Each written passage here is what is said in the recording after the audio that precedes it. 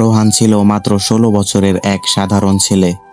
ছোট এক গ্রামের গরিব পরিবারে তার জন্ম, কিন্তু তার স্বপ্ন ছিল বড়। জেলা ক্রীড়া একাডেমি দৌড়ে নির্বাচিত হওয়া। প্রতিদিন ভোর হওয়ার আগেই সে নদীর ধারে দৌড়াতে যেত। শরীর ক্লান্ত হলেও থামতো না। প্রতিযোগিতার সেই দিনটি এসে গেল। রোহান সেখানে ব্যর্থ হলো। অন্য একটি ছেলে এসে ফার্স্ট হয়ে গেল এবং সে পেছনে পড়ে গিয়েছিল। তারপর সে অনেক হতাশ হয়ে যায়। তার বৃদ্ধ দাদু তাকে বোঝালো, বাঁশ গাছের মতো হও, প্রথম মাটির নিচে শিকড় শক্ত বানাও, পরে দেখবে হঠাৎ আকাশ ছুঁয়ে যাবে। এ কথা রহমানের মনে দাগ কাটলো। সে প্রতিদিন আরো পরিশ্রম করতে লাগলো, নিজের কৌশল উন্নত করলো। তারপর আবার সে প্রতিযোগিতায় এলো। সে দৌড়ের আগেই ফিনিশ লাইনে পৌঁছে গেল। এটি দেখে সবাই হাততালি দিতে লাগলো। তারপর রোহানকে পুরস্কৃত করা হলো।